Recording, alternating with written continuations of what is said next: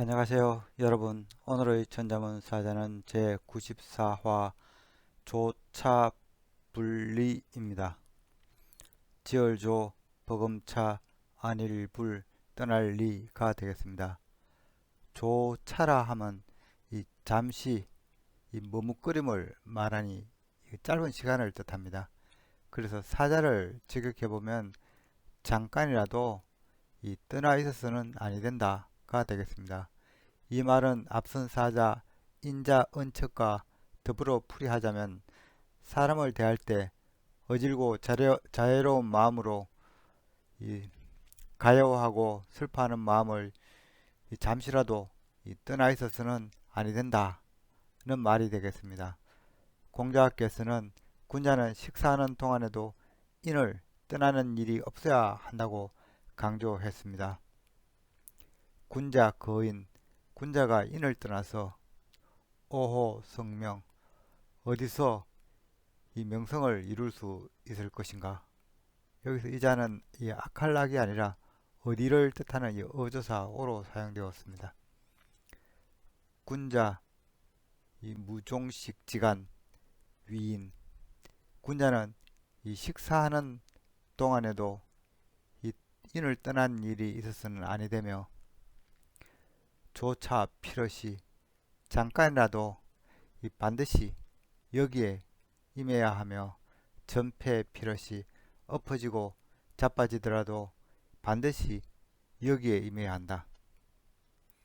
군자는 일상생활 중에도 긴급한 순간에도 반드시 인을 떠나서는 아니 된다는 문구가 되겠습니다. 이를 간단히 이 조차 전폐라 부르기도 합니다. 그런 글자에 대해 살펴보도록 하겠습니다. 먼저 지얼조를 설명드리겠습니다. 이자는 시험시험 갈 착과 고알고의 합자입니다. 시험시험 갈 착은 이 거리행과 발짓자의 조합으로 이루어진 자형으로서 거리를 걷고 있는 발을 그린 자형입니다. 고활고는 이 소우자와 이 입구자의 조합으로 이 소의 이 울부짖는 소리를 그린 자형입니다. 이 자형은 각골에서부터 현대 서체에 이르기까지 그 모습이 거의 변하지 않고 내려왔습니다. 소의 소리는 이 우렁차기도 하고 중저음이라 멀리까지 퍼지는 특징이 있습니다. 그래서 자형은 큰 소리를 내다는 이러한 해석 때문에 윗사람에게 고하다 혹은 여러 사람에게 중요한 사실을 전파하다는 의미로 사용되었습니다. 그래서 고알고가 뜻하는 바는 고하다, 알리다, 아뢰다, 발표하다, 여쭈다, 고발하다 등이 되겠습니다. 이러한 고알고가 구성자로 사용되면 크게 소리를 내다는 뜻을 가지는 경우들이 많습니다. 이를테면 변에 신을 모시는 제단을 뜻하는 이 보을시가 들어가면 신에게 큰 소리로 고하다는 이 고알곡자입니다. 변에 돌석자가 들어가면 돌이 부딪히는 소리를 뜻하는 돌소리 격자가 됩니다. 이 자는 그래서 경고하다는 뜻도 있습니다. 변에 입구자가 들어가게 되면은 이러한 소리들이 입에서 크게 나온다는 의미가 되므로 말 많을 호자입니다. 변에 이치자가 들어가면 이가 부딪히는 소리를 뜻하게 되는 거죠. 그래서 이빨 가는 곡자입니다. 또는 이 코끼리의 이 상아를 이렇게 소리내어 따듬는 것이라 해서 상아 따듬을 곡자로 불리기도 합니다. 변에 귀자가 들어가면 이러한 큰 소리를 귀로 듣는다는 의미가 되므로 들을 호자입니다. 한편 이러한 소의 울음소리는 멀리까지 퍼진다 해서 또한 구성자로서는 이 멀리 퍼지다는 뜻을 가지는 경우들도 있습니다. 이를테면 날일자가 들어가면 이 밝은 빛이 퍼진다 해서 밝을 호자입니다. 삼수변이 들어가면 물이 넓게 퍼진 형태가 되므로 넓을 호자입니다. 달자가 들어가도 마찬가지입니다. 달빛이 널리 퍼져 있다 해서 역시 넓을 호자입니다. 지얼조는 이 물건을 제작하는 이 공방 풍경을 그린 자형입니다. 건문을 보면은 이 장소를 뜻하는 이 진면자, 그리고 큰 소리를 뜻하는 이 고알고, 그리고 배주자가 있습니다. 이를 이는 이 배를 제작하는 이 공장으로 보입니다. 이 자형은 이 주조를 뜻하는 쇠금자와 큰 소리를 뜻하는 고자가 있어서 이 주물 공장 혹은 이런 단조 공장임을 알 수 있게 합니다. 이 자는 진면자 안에 단일 행과 고할고가 있어서 공장 안에 뭔가 이 분주히 움직이며 큰 소리가 난다는 것을 표현하고 있습니다.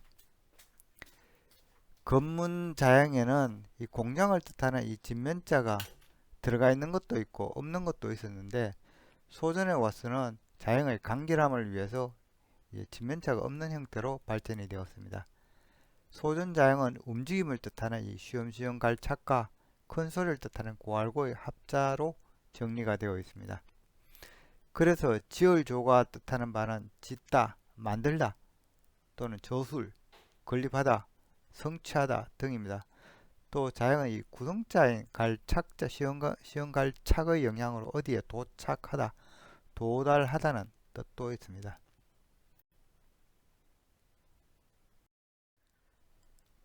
다음 자는 버금차입니다. 이 자는 이 얼음 빙과 하품 험의 합자로 되어 있죠. 얼음 빙은 이 변했을 때는 이러한 이수변, 단독자로는 이 시어자 두 개 모양입니다. 고대에는 농사 짓기와 먹거리를 구하기 쉬운 이 강가에 거주지를 마련하였습니다. 동북아시아 추운 겨울이 오면 강물은 단단히 얼어붙고 이 얼음이 팽창해서 이 중앙에서 얼음이 깨져 솟구치게 됩니다. 각골자형은 이렇게 강 중앙에서 이렇게 솟구쳐 이 깨져 나온 이 얼음을 표현하고 있습니다. 건문은 이런 솟구친 얼음을 단지 시어자 두 개 형태로 표현하고 있는데요. 혹은 물이 얼어서 이렇게 된 것이라는 해석에서 이 변 위치에 물숫자를 이렇게 추가한 형태도 있기도 합니다. 이 자형은 변해 올 때는 이 시어자 두 개는 간단하게 이렇게 점 두 개로 이 표현이 되었습니다. 그래서 오늘 얼음빙이 뜻하는 말은 얼음, 얼다 이며 이 밖에도 지방, 엉기다 등 이 물 말고도 다른 이 액체 성분이 굳어진 것을 모두 뜻하기도 합니다. 그래서 얼음빙 혹은 이 엉길 엉자로 불리기도 합니다. 하품험은 입을 크게 벌린 사람을 그린 자형입니다. 각골자를 보면 머리 위치에 옆으로 입을 크게 벌리고 있죠. 그래서 자형은 하품하다 또는 이 높은 이에게 아래다 는 뜻을 갖고 있습니다. 이후 하품을 하는 것은 숨이 모자라는 것이라는 풀이에서 부족하다, 모자라는 뜻도 추가되었으며 이로 인해 이 부채라는 뜻도 있습니다. 버금차의 각골자는 입을 크게 벌리고 뭔가 소리를 내는 것을 나타내고 있습니다. 이 자형은 두 가지로 해석이 되었는데 하나는 이렇게 침을 튀겨가며 뭔가를 이야기하는 것이라는 해석에서 안 좋은 험담을 한다고 본 것입니다. 그래서 자형의 처음 뜻도 험담하다, 말을 늘어놓다, 비난하다 였다고 합니다. 그러나 자형은 검문과 소전에서는 이 튀기는 침의 형태가 이 두이자로 고정이 되면서 사람들은 이 수를 헤아리다 또는 숫자 2를 언급하다는 풀이가 생겨나게 되었습니다. 그래서 자형은 이 첫째가 아닌 둘째, 버금 또는 차례를 헤아리다는 뜻으로 사용하게 되었습니다. 그래서 이 버금차가 뜻하는 바는 다음, 차례, 순서를 매기다, 다음으로 미루다, 머뭇거리다 등이 되겠습니다. 한편 자형이 이 버금 둘째, 차례의 의미를 갖게 되자 원래 촉이 험담하다는 의미를 따로 나타내기 위해서 험담하는 마음이란 풀이에서 이 버금차에다가 마음심을 추가한 것이 바로 이 방자할 자자가 되겠습니다. 또한 이 버금차에서 파생된 자형으로는 이 재물자가 있죠. 이 자는 수를 헤아리다는 의미의 이 버금차와 재물을 뜻하는 조개표의 합자로서 이 재물을 헤아리다는 의미가 됩니다. 그래서 자형은 많은 재물을 의미해서 재물, 자본, 비용 등의 뜻을 갖고 있습니다.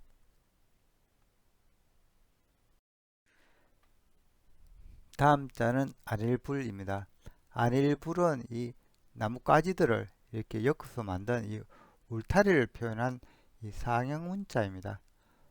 오랜 채집 생활을 마치고 이 정착 생활을 하게 된 선사시대 사람들은 이 산짐승이나 낯선 이가 이 거주지에 들어오는 것을 걱정하게 되었습니다. 그래서 외부 침입을 막기 위해 이런 동네나 움집 둘레로 나뭇가지로 엮어 만든 이 튼튼한 울타리로 이 보호막을 쳤습니다. 그래서 초기 의미는 근심하다, 못 들어오게 막다 였다고 합니다. 그리고 이렇게 못하게 하다, 막다는 의미는 더 발전해서 이 말다, 아니다로 그 뜻이 확대되었습니다. 그래서 아니부리 뜻하는 말은 아니다, 말다, 근심하다, 걱정하다, 다스리다, 어긋나다, 세차고 승한 모양 또는 이 형태가 이 달러의 기호 표시와 비슷해서 달러로 불리기도 합니다. 또 다른 안일불은 이 형태죠. 이 안일불은 이 알뿌리가 땅에 박힌 모습으로 아직 이 땅 위로 싹이 올라가지 못한 상태를 나타낸 것입니다. 이는 단생 풀이 겨울 동안 이 뿌리만 땅속에 남아 봄을 기다리는 상태라 하겠습니다. 그래서 그 의미가 아직 이르지 못하다, 없다, 때가 아니다. 이미 후대로 오면서 이자는 주로 아니라는 의미로 사용하게 되었습니다. 이자는 이 안일불 또는 아니부 두 가지의 이 부르는 음이 있습니다. 오늘의 마지막 자는 떠날 리가 되겠습니다. 이 자는 도깨비 리와 쇠추자의 합자입니다. 쇠추의 각골자는 집 주변에서 흔히 보이는 새를 그린 상형 문자입니다. 이 자는 새조자와도 많이 비교가 되는데요. 새조는 학과 같이 다리가 길고 날개가 큰 새를 말하며 새추는 다리가 짧은 비교적 작은 참새, 비둘기, 제비 등을 뜻합니다. 하지만 절대적인 구분은 아니고 경우에 따라서 같은 종이라도 이 새조와 새추를 서로 혼용해서 구성자로 사용하기도 합니다. 한편 새는 높이 난다 하여 높을 채로도 불리웁니다. 떠날 리는 각골자를 보면은 이러한 거물체를 피해서 달아날 새가 그려져 있습니다. 새가 달아나는 모습에서 그 뜻이 달아나다, 떠나다, 흩어지다 등의 뜻을 갖고 있습니다.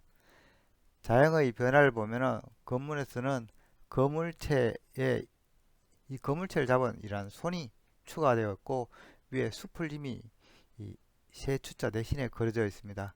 아마도 하늘로 이미 날아가 버린 새를 대신한 것으로 보입니다. 그런데 소전으로 와서 새는 작은 새를 의미하는 새추로 그려지고 거물체를 잡은 소는 이 도깨비 리가 되었습니다. 도깨비 리는 이 떠날 리의 이 간자체로 로도 사용되었기 때문에 역시 떠날 리로도 불리우며 떠나다 흩어지다는 뜻을 갖고 있습니다. 그렇지만 이 자형 형태를 보면은 마치 이렇게 뿔이 달려 있고 얼굴이 험악한 도깨비를 연상시킵니다. 그래서 이 자형은 도깨비라는 뜻을 갖게 됩니다. 자형 형태를 보면 매산자, 그리고 얼굴 부분은 이 흉알흉, 그리고 이 아랫부분은 이 발자국 U자 형태입니다. 그래서 이 자형은 이 산요괴를 의미한다고 합니다.